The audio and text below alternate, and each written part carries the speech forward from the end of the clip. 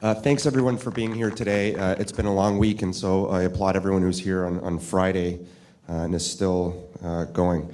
I'll tell you a little bit about Hut 8. So, number one, we are a cryptocurrency mining company with industrial scale operations in Canada. What makes us unique is that we have an exclusive partnership with Bitfury. Bitfury, for people who are not familiar, is one of the largest blockchain companies in the world. They manufacture their own ASIC chips, and I believe they are number 2 in that market space. We often get asked where the name Hut 8 comes from, and I don't know if anyone has seen the movie The Imitation Game, but it's based on where Alan Turing created the Enigma decoding machine. For the people who are not familiar with Alan Turing, he is credited as being the godfather of AI, computing, and cryptology. So this goes back to what we were talking about before, and I know there's going to be various views here. Many people might be here to say, great, I would like to buy an S9 or a mining machine and get into the crypto mining space on their own. The genesis of Hut 8 is actually very different. I was sitting with some colleagues. I was part of the blockchain team at a firm called GMP Securities in Toronto. I was an investment banker, and at the time had raised close to $1 billion of equity for various blockchain companies.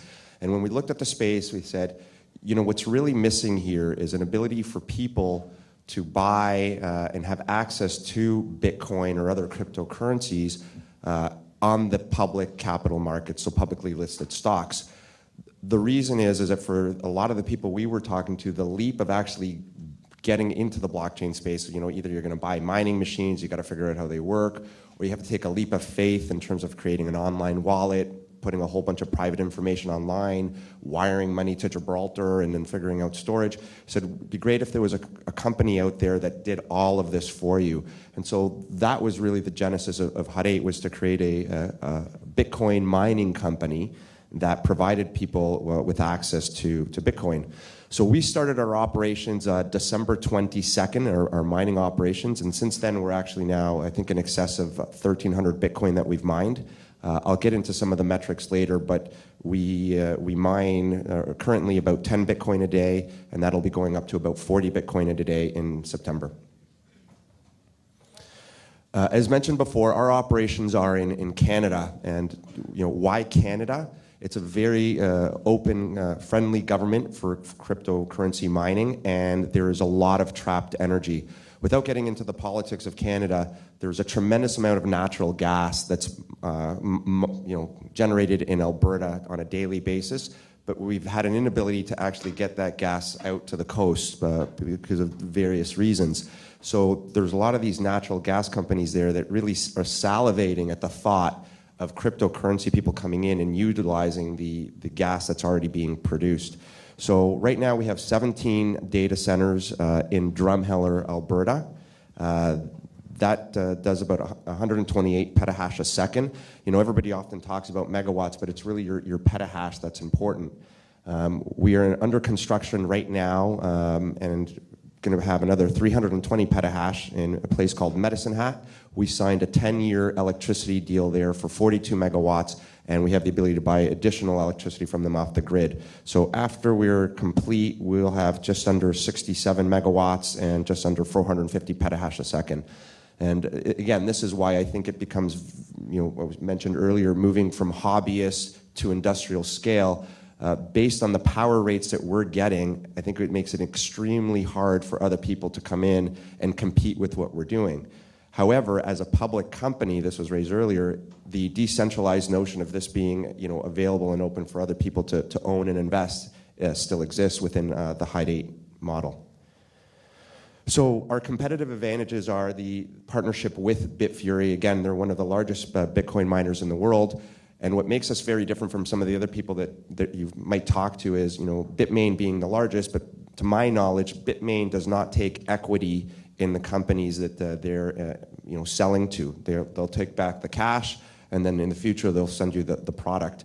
The relationship we have with Bitfury is they take back 40% of the mining data centers that we buy from them, they take that back in equity at whatever the prevailing price in the market is. So at the last round when we bought those 40 boxes, they took back stock for 40% of that order at $5. That's a huge advantage. That's alignment.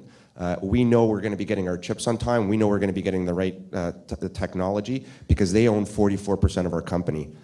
That's a great advantage because when you're investing in something like Hut 8, instead of doing it on your own, you get the benefit that you're really partnering with Bitfury. Again, one of the things that we saw when I was an investment banker is a lot of people, especially in the public, they get a hold of the chips, but then they think building a data center or doing it in your basement is easy. It's not easy. Building a data center involves a lot of technology. Static proof floors, the right height, the circulation of the air. We didn't want to take the risk on the technology, and we said, great, Bitfury's been doing this for 8 years. They're world-renowned experts. Let's outsource everything to them. So the Hut 8 model is that we buy the data centers from Bitfury, we install them, we negotiate the electricity contracts, and then we pay them a monthly fee for them to take care of everything, A to Z. So they do the electricity, the maintenance, the security, the remote monitoring. Everything is done by Bitfury, and we like them doing that because we think that's an efficient way as opposed to us trying to learn to do this from scratch. The other competitive advantage we have, and this is something where, again, you might be able to source out the boxes and buy this stuff on your own. We've negotiated some spectacular electricity deals in Canada. The latest one is in city of Medicine Hat, which is a 42 megawatt facility. So essentially the city of Medicine Hat had built this turbine on spec, 42 megawatts, and they had a whole bunch of crypto miners that approached them and said, we'd like to buy 5 megawatts from you. We'd like to take 2. We walked in there and said, you know what, we'll take the whole thing. And they liked that because they'd rather deal with one operator as opposed to 10. Again, another reason why I think this is moving from small scale to industrial scale very quickly. And the last piece is that we're a fully funded company. We've raised all our capital in the public markets. We trade, and we have no debt. We have a fantastic board, a lot of people who are much smarter and well-versed in the industry. So just to mention a couple of them, Bill Tai, he is a legend in Silicon Valley. We talked a lot here about Taiwan Semiconductor, which manufactures a lot of the ASIC chips, the Apple phones. He was one of the first employees there. He's now a venture capitalist in the San Francisco Silicon Valley area, and really just an amazing guy. The other person that might be of interest here is Mike Novogratz. He is one of the largest crypto traders, investors in the world, centered here in New York with his company Galaxy, also one of our largest shareholders. And of course, the other person would be Valery Valavov, and he is the CEO and founder of Bitfury Group.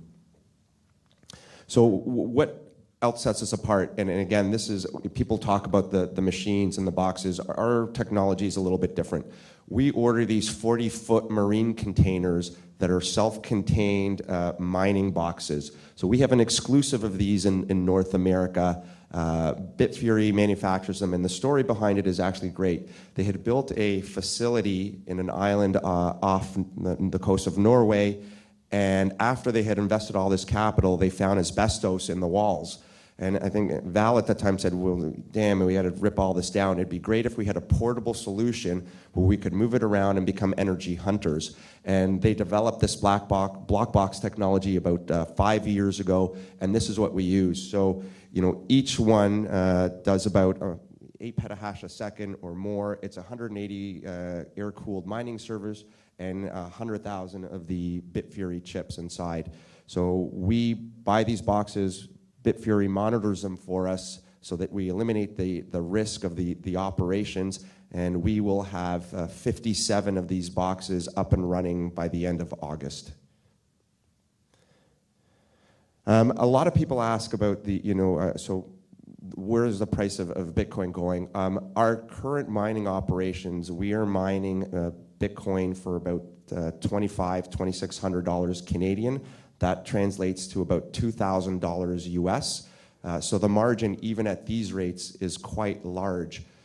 my view is I think there's a lot of miners out there, a lot of people who went out and bought equipment back when Bitcoin was at $20,000 back in December and are now have installed everything, but they're unable to be profitable and such. They're selling their Bitcoin as quickly as they can to pay their electricity costs and their capital costs. So the equilibrium there between price and the network hash rate is quite off right now. So we think it's a great time to hold Bitcoin. We think if you think about the dynamics of where the pricing should be relative to the network hash rate, it's far below the mean and what the last 3-year regression would suggest. So, but nonetheless, from our standpoint, a low price is okay if it ends up moving other miners out, and if the hash rate, the network hash rate comes down, we'd be happy about that because then we can mine more Bitcoin. We hold all of our Bitcoin. We're not, a lot of people approach us with, hey, can you sell us some of your Bitcoin? And can you do some OTC with us?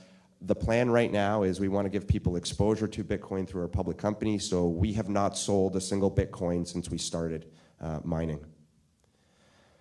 The size of the Bitcoin market, I think a lot of people would be familiar with this, but between now and the next halving of the reward in June 2020, at $8,000, there's approximately $12 billion of revenue to be mined between now and then. I view that from a Hut 8 perspective, we would control 1.5 to 2.5% of that market within the next 12 months. That's really it. I don't know if there's any questions. Happy to answer anything with respect to our views on Bitcoin or mining, but just wanted to give everyone sort of a view on what Hut 8 is all about and the genesis of it.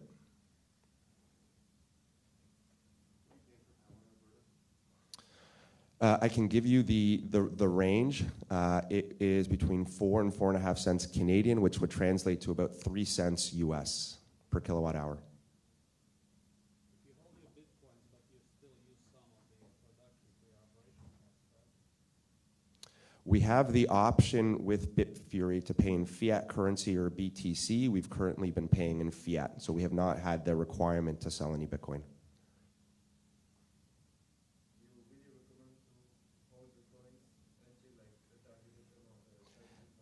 Yeah, so it goes back to our thesis, which is that things generally revert back to the mean. And if you do the regression analysis on the relationship between the network hash and the price of Bitcoin, it's roughly 0.5. And that, to me, reflects economically rational people operating over the last 3 years in terms of what makes sense between the relationship between mining and the price of Bitcoin.